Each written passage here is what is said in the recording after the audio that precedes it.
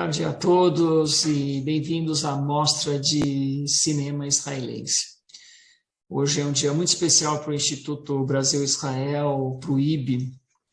Nós temos 5 anos de idade e já está aqui realizando um evento com uma entidade, com uma instituição como o Sesc, uma referência cultural, não apenas em São Paulo, mas no Brasil.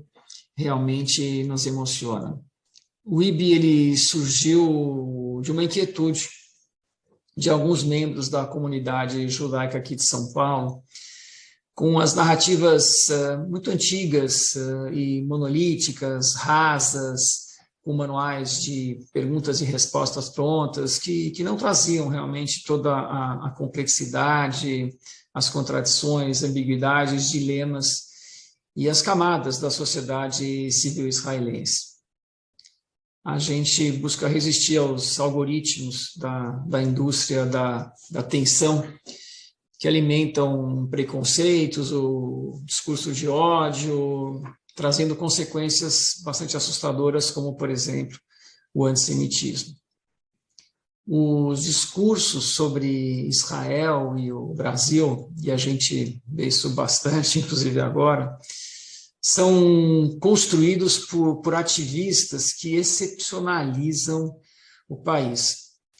E o curioso é que isso acontece para o bem e para o mal, essa excepcionalização.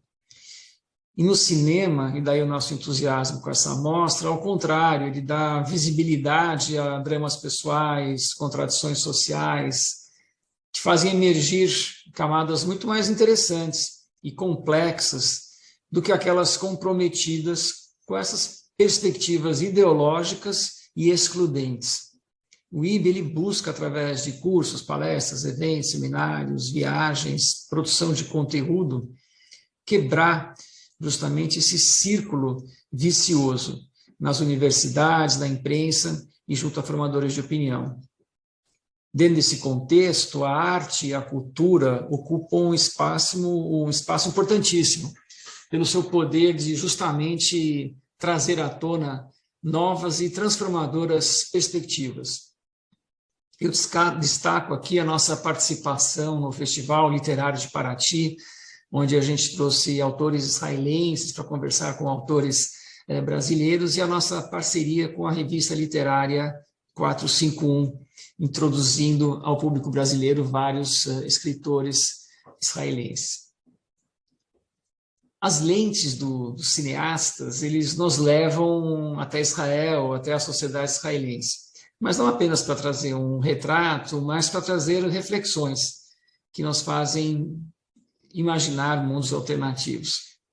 O pensador israelense Mika Goodman nos inspirou num evento que fizemos com ele, dizendo que precisamos julgar menos e sermos mais curiosos. E eu acho que esse é o grande convite que a gente está fazendo a todos vocês também. Despertem a sua curiosidade e assistam com a mente bastante aberta e inquieta a esses filmes que a gente está trazendo para vocês juntamente com o Sesc. E, para finalizar, gostaria de agradecer imensamente ao Sesc, através do seu diretor regional, Danilo Miranda, pela parceria na realização dessa mostra. Estamos otimistas que ela permaneça no calendário anual cultural da cidade de São Paulo. Agradeço também muito ao Consulado e à Embaixada de Israel. E agora, para abrir a nossa mostra, a gente tem uma entrevista muito especial com um dos cineastas mais conhecidos e premiados de Israel, Amos Gitai. O Amos vai ser entrevistado pela jornalista Anita Efraim, que é a idealizadora e a realizadora do podcast do Instituto Brasil-Israel, e Eu Com Isto, disponível aí nas várias plataformas semanalmente. Então, desejo a todos vocês uma excelente mostra e, mais uma vez, muito obrigado a todos.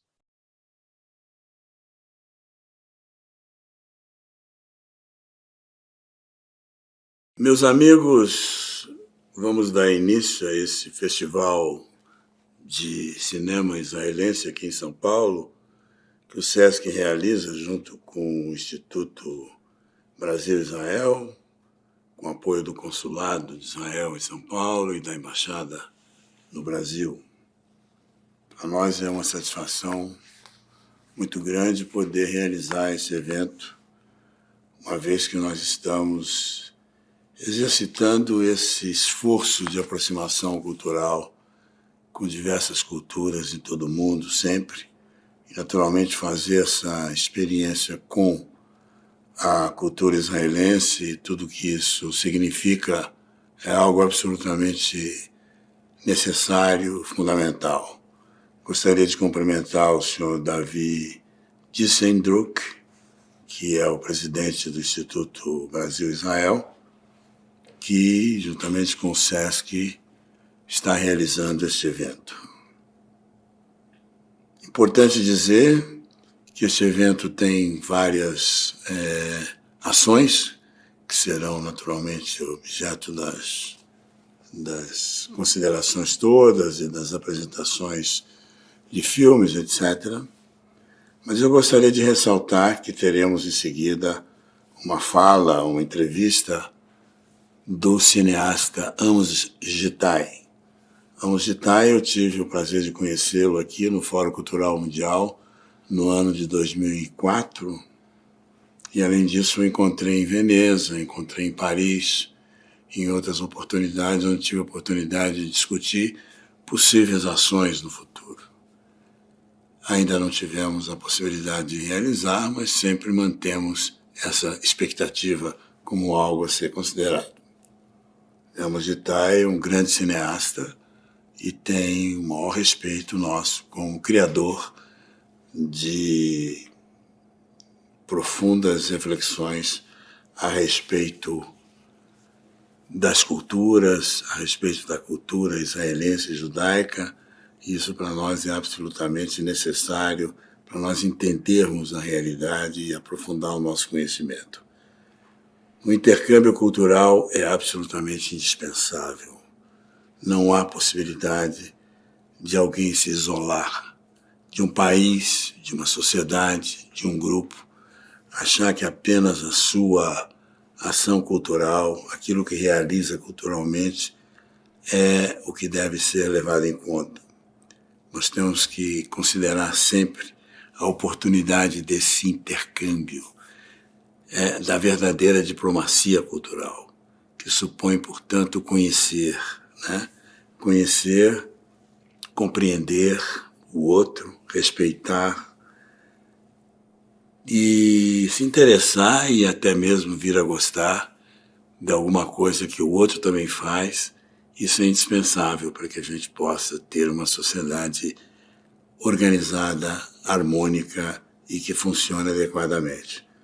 Falta muito hoje, no mundo inteiro, em todos os padrões, no nível local, regional, nacional e internacional, essa mentalidade de aproximação, essa verdadeira globalização, onde os valores individuais, os valores das sociedades, dos grupos étnicos, de todos aqueles sejam preservados, mas que tenha diálogo, tenha convivência com os demais.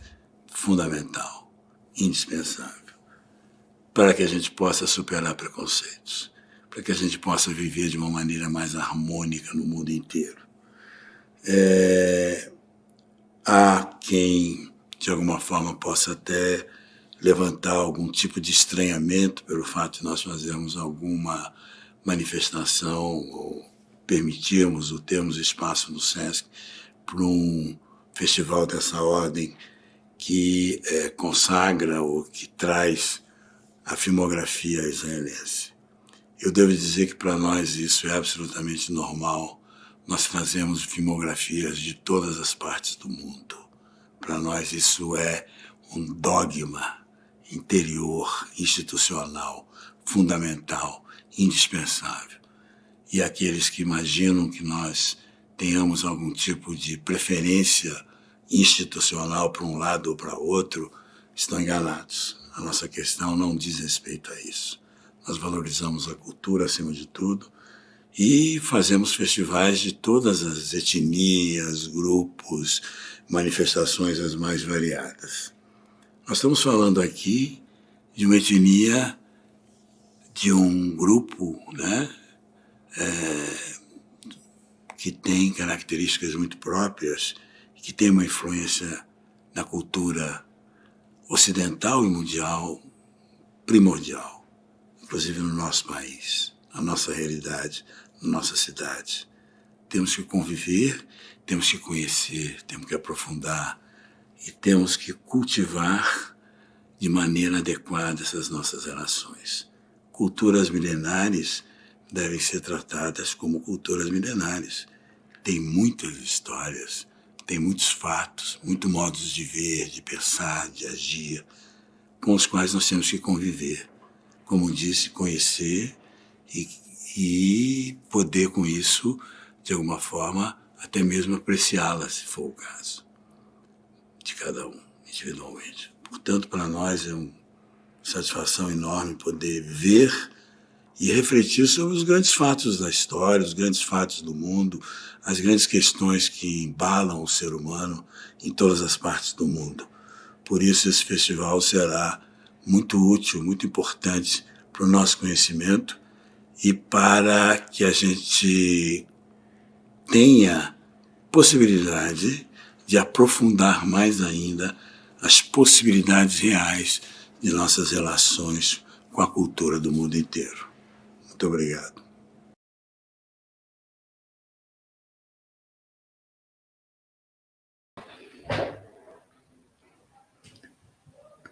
Welcome, everyone. First of all, I would like to thank Danilo Miranda from Sesc and also David Dizendrug from Instituto Brasil-Israel. I am Anita Efraim, journalist and host of the podcast E Eu Com Isso at Instituto Brasil-Israel. And we are here to celebrate the beginning of the first Israeli cinema exhibition, a partnership between Instituto Brasil-Israel and Sesc, with the support of the Israeli Embassy in Brazil and the Israeli Consulate in São Paulo. If you are comfortable with hearing this talk in English, you can stay here with us. And if you prefer to hear in Portuguese, we also have another broadcast with the translation also in our YouTube channel, and you can go there and pick up this other option. Today, we are pleased to have here Amos Gitai, Israeli director, world known for his movies as Kedma and Kadosh, and now Laila in Haifa, one of the movies that everyone will be able to see during the exhibition. 6 movies are going to be available for the public between June 24th and July 7th at Sesc digital platform. So we had some issues, technical issues with the translation, but now if you feel more comfortable, you can go to our another broadcast to hear everything in Portuguese. Em português, se você se sentir mais confortável, você pode ir para a nossa outra transmissão para ouvir esse papo com Amos Gitai em português, também no canal do Instituto Brasil-Israel no YouTube. Amos, thanks a lot for being here with us today. It's a pleasure. Thank you, Anita. It's a pleasure to be with you. Regards from Tel Aviv. And Amos, I would like to start this conversation asking you what's the importance of showing the Israeli cinema to the whole world? You know, I think that, as you may know, I'm just an architect. I started by studying architecture.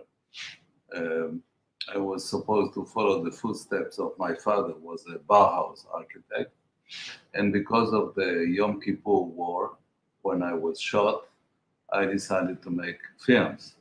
So I made films, and I think that's, to answer your question, that's the importance of cinema, is to evoke thinking, feeling, trying to gap bridges. Like, you know, as much as I could understand Portuguese from the beautiful speech of Danilo, which is true, I met him some years ago in Venice and then in Paris, and hopefully we will do exhibition next year in the Sesc Pompeii. This is really the role of cinema. Cinema is there to propose thinking to maybe to go out of the conventional prototypes. And I think that the Israeli cinema, to go back to your question, through different forms, feature films, series, and many other forms, propose another looking at the society, at the conflict, at reconciling. And so I think that that's the good reason to show films. And do you think that Jewish people and non-Jewish people see your movies in a different way? Or do you think religion is not an essential theme when you make your movies? You know, Anita, I think that men would see it differently than women. Jewish will see it differently than the others. But this is not the reason to make a film. You make a film to communicate your way of thinking. I don't think that you can, or I would not recommend to filmmakers to premeditate in advance how they have to please the public. They have to say what is there on their mind. They have to share with us interpretation of territory, like the great directors have been doing. You know, that obviously in Brazil you had a great group like Cinema Novo, who showed through non-very conventional forms of cinema. They shared with us a kind of Brazil, rhythm, music. So I'm sure they didn't ask themselves if they're speaking only to Brazilians or to Brazilian Catholics or to Lebanese Brazilian or to Jewish. I mean, we beam our images, and you know, you mentioned in the introduction Kadosh. Kadosh was adopted by a group of women in Bangladesh because they thought that it speaks about the condition of women in Bangladesh. I did not predict when I did the Kadosh that it would be adopted by a feminist group in Bangladesh, and I was very happy about it, that it crosses borders. So I think that the cinema, the best of cinema, managed to communicate beyond the boundaries and the definition, the ethnic or religious definitions. Perfect. I love that answer. And we made a podcast about the exhibition, and we interviewed Bruno Slack, one of the responsibles for organizing the event, and also a researcher of the Israeli visual production. And we asked him a very similar question as that one that I just asked you. And he said something that I think it's really important. Showing Israeli movies to everyone is important so people stop thinking that Israel is only about the conflict. What do you think about this? I remember that once I met a previous Israeli ambassadress of Israel in Brazil. I met her actually in Portugal because she was later on ambassador in Portugal. And she told me that when she was used to be called to the Brazilian foreign minister, and he would have some critical words about some policies, he would say, Tziki, Tzipora, before we speak about the Middle East, let's speak about the last film of Amos Gitai. So I thought it was a very, and she said it was a comic relief, and so on. So cinema, especially the one which is not pushed to represent something, but it's really speaking from the heart and the mind of people, it's a way to communicate. And talking about the Jewish tradition, you know that the best of the Jewish tradition is that it's a critical school. The text, the Bible, the Old Testament, is a critical text. It's not a PR text. You know, the greatness of this text is that they did some really critical work, a word about the power. You know, the story, I spoke to some people in Brazil, the very well-known story of David, most mighty king, is that he is confronted by Natan, the poet, and the poet told him that he is immoral. He's immoral because he desired Bathsheba, and in order to have her, he sent her husband to be killed in the war. And so we can ask ourselves why the chief editor or editrice of the Bible including the story in the Bible, and they included it because it means what it meant. For the future DNA, you are entitled to think critically about power, and this is in the most sacred text of the Jewish tradition. So, and I think that the great minds which came from this school, people always quote Einstein or Freud or Marx. So they all had, on one hand, they were attached to this civilization, but they felt that they need to be a critical point of view in order to make things advance, to progress. So this is, but I think that films are really can communicate, and that's the greatness of this medium. And in your whole experience, all those years making movies, how the conflict impacts your work, your movies, and also your personal life? I think Laila in Haifa talks a lot about this, but that's my next question. I would like first to hear your personal experience about this. Yes, we are all in this region. As much as your country, Brazil, is divided, and I think you are going into elections in October, because of the great friendship of Brazil and Israel. We are also going into elections in October. So and also be very divisive. So I think that so it calls to people to have opinions, and maybe it is by its nature politicizing them, which I think is good. I think that citizens should be interested in the destiny of their country. So my personal, I mentioned it. I was in war. I was in a unit to save pilots who were shot down, and I was shot down myself with my helicopter, which made my film Kippur. But it's not only moments of sadness, there are also moments of inspiration, which is part of the life over here. So I think the cinema should tell the truth and should tell it through the medium of cinema and also through the form of cinema. So not making a kind of kitsch, tacky product, but trying to make people think. And now talking about Laila in Haifa, the movie, your new movie that's in our exhibition, the conflict is there. But to me, it seemed that it was there as other common problems of Israelis' daily life are there too, as relationships, personal dilemmas, etc. That's how you feel it in your life? It's something else, something more in an Israeli common life? I think, this is part of a second part of a trilogy. The previous film, I think, was shown by Renata in the São Paulo International Festival, Tramway in Jerusalem. This is the second part of the trilogy.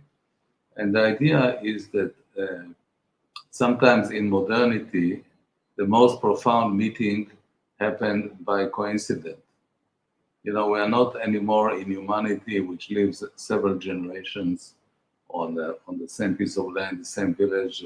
So everything, all the humanity is displaced. And Brazil is a good model of displaced humanity. I mean, people who go because of being refugees, because of war, because of economic pressure, because of urbanization. So everything has been displaced and broken.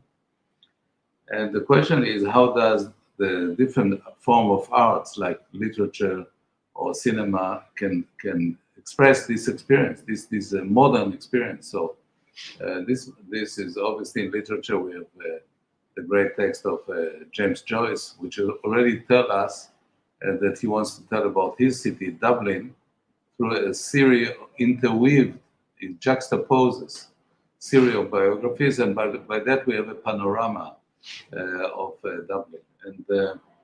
And my hometown is Haifa, a city I like very much. And so the particularity of Haifa is all this great richness of human characters And the film takes the attitude of putting all of them in one night. Laila, as you know, in Hebrew is a night, but it's also an Arab name, Laila. So it's working on this ambiguity, putting them in one night in a bar, and the relations which develop between Israelis, Palestinians, straight, gay, transgender, all of that. And this bar is a kind of a shelter to this little humanity. And I wanted to make a homage to this possibility of these kind of encounters. So I think that's really the center of this piece. And you said in your interview for Folha de São Paulo, as you said to us now, that we have, like, you made the first part, that's in Jerusalem, that's the second part in Haifa, and we will have the third part in Beersheba. Yes. I would like to hear you a little bit about how Israel can be so different when it's a very small country, and you have, for example, those three cities. They seem like different worlds completely. So I would like to hear you about this.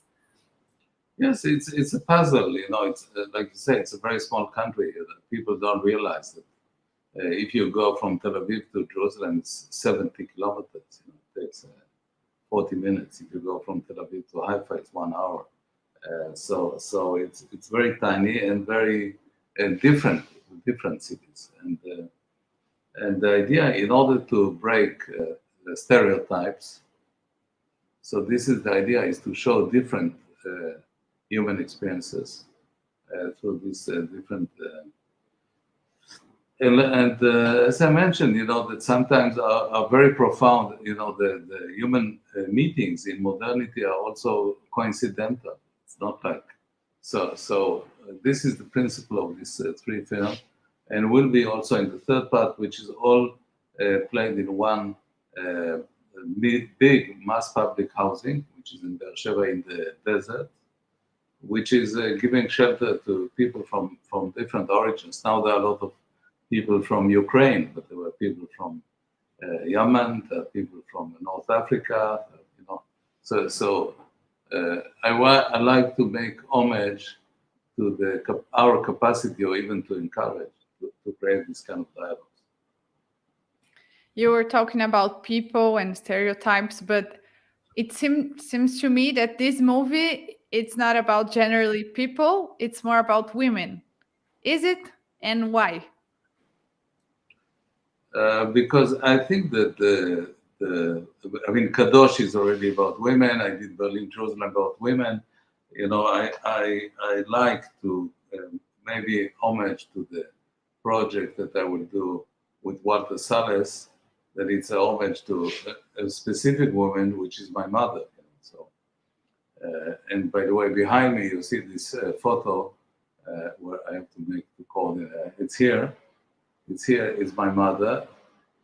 And it's a group of women who created one of the early kibbutzim, And so I worked with a lot of great actresses, with Jean Moreau, with Juliette Binoche, with Natalie Portman, with Yael Abikassis, with Yam Abbas, with different actresses from different origin, also to enhance the idea that actually the position of women in the society is also the closing scene of Laila and Haifa, is the way to really move forward. I think that when, since we spoke about my mother, she used to say that the society which will not respect women is condemned.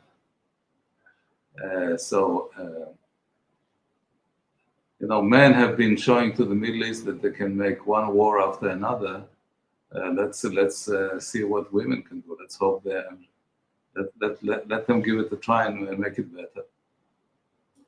And also another thing about the movie is that we see in it the LGBT question. We are in the month of Pride. We recently had the Pride Parade in Tel Aviv. How is it to have this theme in your movies when you decided this was important, it was something that you must talk about? When we are living, I'm not talking just about Israel, but we are living a wave of the conservative, of the right, the extreme right in politics. Why do we have to talk about women's rights, LGBT people's rights? Why is this important, especially in cinema? It's important in life, so I think that it's important in cinema. But I would ask you the question, why is it important? I'm sure you have that. Well, I think it's important because arts are a very interesting way of touching people. Good, let's see. So you agree. And something else that it seemed very interesting to me in Laila and Haifa, it's about the languages in the movie. The characters, they talk Hebrew, Arab, and English, and they go back and forth very quickly. I want you to talk a little bit about this aspect and why is this important in the movie? No, I like, you know, most of my films are multilingual, you know, any film that you take, almost. With some exceptions, but you know, you mentioned Kedma. So in Kedma, you have Yiddish, you have Hebrew, you have Arabic, you have Ladino, you have different ways of speaking. You have cantor, chazan, singing. You have so I like to go out of the. I think that the problem right now, Anita, is that we have cinema is becoming more and more formatted, more and more rigid format. I mean, the impact of the streaming networks, the powerful one, and also some other process which have been going even before, is that we make the films which are produced, they resemble too much, and they conform to some sort of rules. And I think that in the same manner that what we spoke earlier today, I think that we have to show the richness. You know, people can communicate using different languages. No, I also did recently some theater works with a piece which is called The Interior Exile, which was shown both in Paris and in Italy. And it's played in French, in German, in Italian. And I like, we'll do another play now in Paris, beginning of next year. And it will be also in Hebrew, Arabic, Ladino, Yiddish, English, French, and so on. So I think that this multilingual experience in cinema, and as I said, cinema is a great medium. It's a very powerful medium, and it allows this kind of way to communicate. So I think it's good to research. You know, it's you know, if you look at your own country in Brazil, you have many languages and dialects from everywhere, and it's good. It's because cinema is also an archive. It's also a way to preserve memory, and I think that it's a good thing to preserve memory of this kind of human richness, not just to shallow it down, to shoot everything in a single language, to challenge this kind of thinking. It's also a way that Israeli Arab population also can see themselves in your movies. I didn't get it. What was it? It's also like this stuff about the languages and being multicultural is also a way for you to make Israeli Arab population to be represented in your movies, for them to can see themselves. Yeah. I think they are part of this country, and they should be part of this country. And you know, we speak about big peace projects, but the first one is to accept the other. The other is a woman, is LGBT, it's a guy from or a woman from different origin, and I think that that's the basic thing. Anyway, societies which try to eliminate the other and to create kind of pure cultures, they condemn themselves. We know many cases in history where this was dramatically illustrating to eliminate everybody from another culture, and they destroy their own culture. Every culture needs a dialogue with another culture, and this is especially true about modernity. We cannot accept to be just by ourselves. I think it would be a disaster. I think that we need always the other.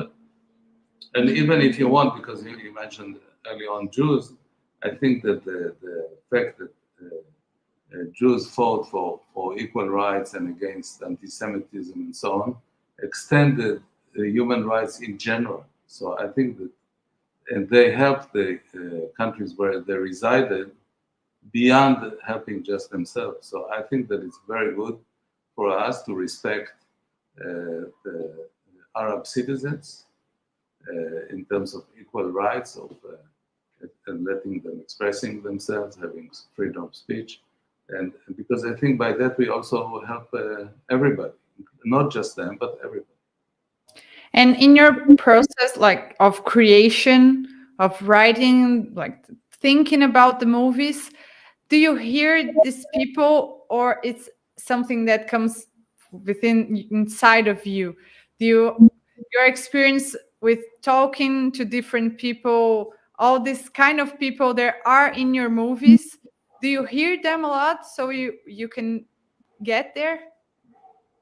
You know, I'm curious. I'm a curious person. So I like, let's say yesterday you mentioned Beersheba, we went to Beersheba, and I wanted Rivka and Shuki and some other people to meet the people of in this building in Beersheba, you know, and because I'm interested in people. I'm interested in these encounters. So we shouldn't just close ourselves into a club of, kind of professional club, just talking with ourselves. You know, we should really go out, and I think that's the beauty of humanity. So we should be, I like very much what Jeanne Moreau said to me when she said that she will do a project if she can learn something she does not know already. So each project that I do, it's also because I want, through the project itself, to understand something that I don't know completely. Maybe I have some notion, maybe I have some initial idea, but doing the project, throughout the project, that's why in some way I don't like a very hermetic, predetermined idea of the project. I like to go out to meet people, to let them even modify some preconception that I have, and I think that's the strength of this what we do. And you said you are also on the theater, but your strength are the movies. I would like to hear you a little bit about this moment of the Israeli series. Like we have some series that made great success, as Fauda, as Shtisel, for example. I would like to hear your impressions about this. It's not so new, but this new moment of the visual production in Israel. And if you plan on being more in this area, or if you're going to stay in the long movies and theater. I cannot generalize, and it's not my role to be a critique of a series of films. You know, so I believe much more in filmmakers than in films. So when I like a filmmaker like Fassbinder or Blau Berosha or my friend Walter Salles or Abbas Kiarostami, they can come from different countries. Abbas Kiarostami is Iranian, Walter is Brazilian, Blau Berosha, Fassbinder is German. Then when I find somebody that I like his point of view or her point of view, I will follow them and see what they can show me. I'm not into getting classifications, so I'm sorry not to cooperate with you, wanting me to make very generalized declaration. I'm not going to do it. Not a problem. Just thought it would be interesting to hear, but I understand your position.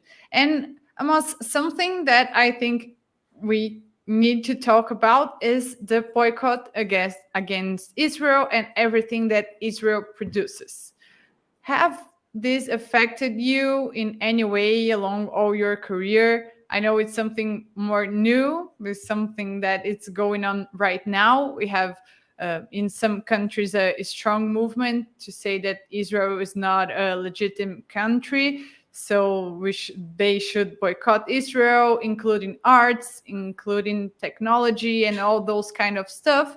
And for example, Laila and Haifa and everything we are talking here, it's about the importance of diversity, the importance of hearing different people, the importance of making Israel a country for everyone. But this kind of discussion, it doesn't pick up a movie, see it, and say, okay, let's boycott this. They simply boycott everything that is Israeli. Have you been affected with this in any way in your life? No, I'm always, even in times that my own film was censored by the Israeli television, like my first film, like House, because I spoke about Palestinians, and the director of the Israeli television did not want me to speak about Palestinians. And but I'm about freedom of expression. So I myself was confronted with a situation in Israel that the film I did was blocked by the Israeli television. I think that filmmakers should be free to criticize. And I think, as I told you before, I think critique is not the act of hostility. Critique is an act because you want things to be improved.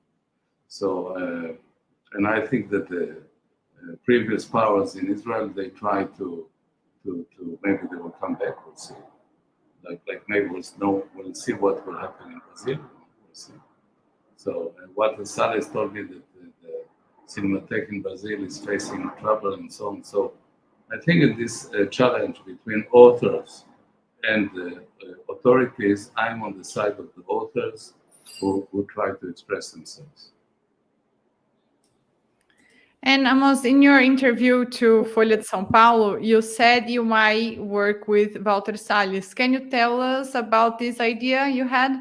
It's a project that includes your mom and her history, right? I mean, not so much because, to be fair, I think we should make this declaration in a more complete way together. But I like Walter, we're friends. And when Renata did the evening at the theater in São Paulo, I think it was 2019, and Paulo and Joao helped to publish the book of the letters of my mother in Brazil. My mother was born here.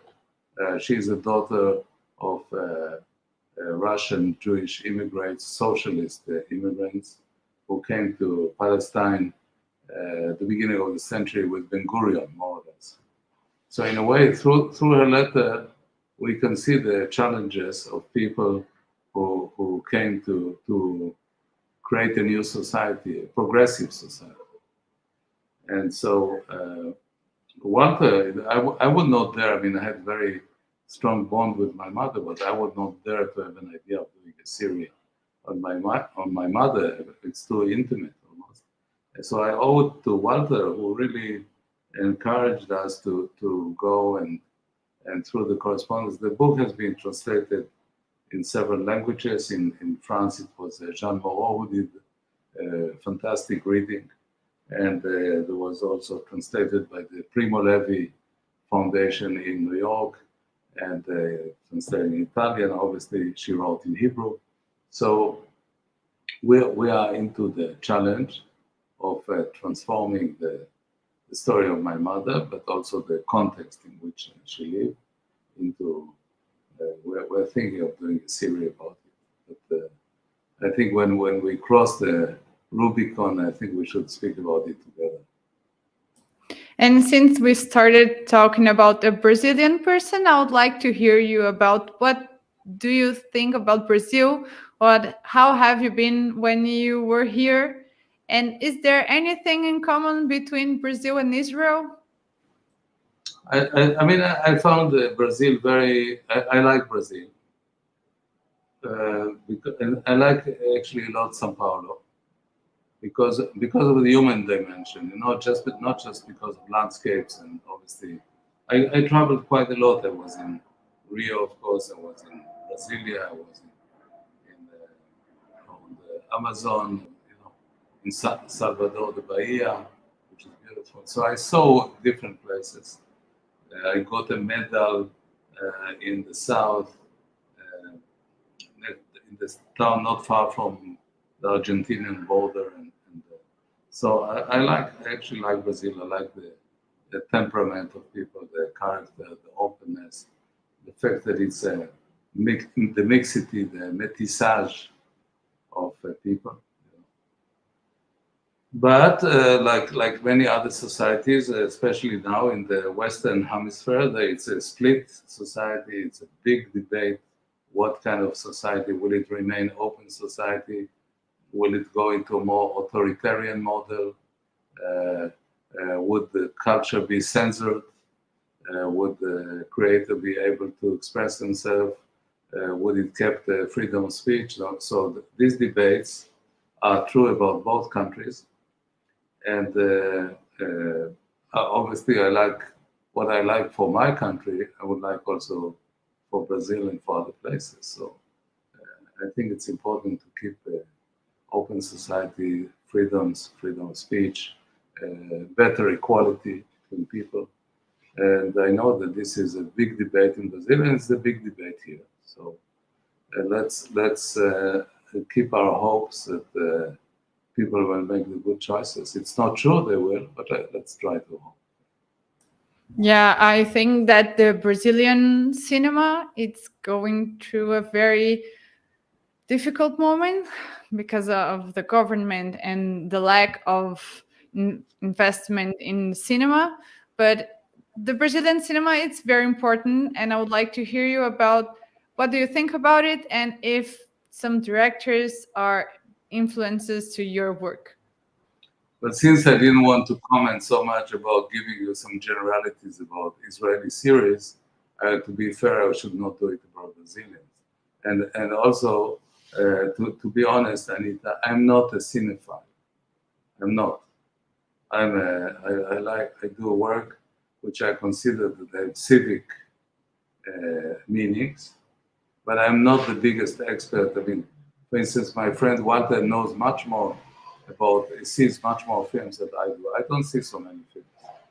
I like to listen to music, classical music, jazz, or whatever. Brazilian music is beautiful. To see visual art, but I'm not a kind of a scholar, although I'm teaching film, but I never studied film. So I never studied. I studied architecture, and I like the experience of learning something and transposing it to something else. So I'm not really the qualified person to give you a kind of feedback about the Brazilian cinema. Well, going back to Israel and the Israeli society and this political moment that Israel is living, you are going to another election, the 5th in 3 years. How do you feel this moment, and does this impact your job in any way? No, I told you. I think I answered it. I think that we have to hope that I did a play in Avignon with Jean Moreau, the lead role, and the title of the play, which is probably adaptable to the politics, was the War of the Sons of Light against the Sons of Darkness. So let's hope. So we were here with Amos Gitai, Israeli director, and everyone can see his new movie in our exhibition, Laila in Haifa. Our exhibition starts at midnight of the 24th. So today, when it's like 11:59, you can wait until midnight, and then you can watch Laila in Haifa and another 5 movies in our first Israel cinema exhibition, a partnership between Sesc and Instituto Brasil-Israel. Amos, it was a pleasure talking to you. Thank you. And I wish you a great success with everything. Regards to my Brazilian friends, Joao, Renata, Paula, Danilo did this beautiful speech, and hope to see you next time in person. Thank you. Thank you. Bye-bye, everyone, and have a very good Israeli cinema exhibition.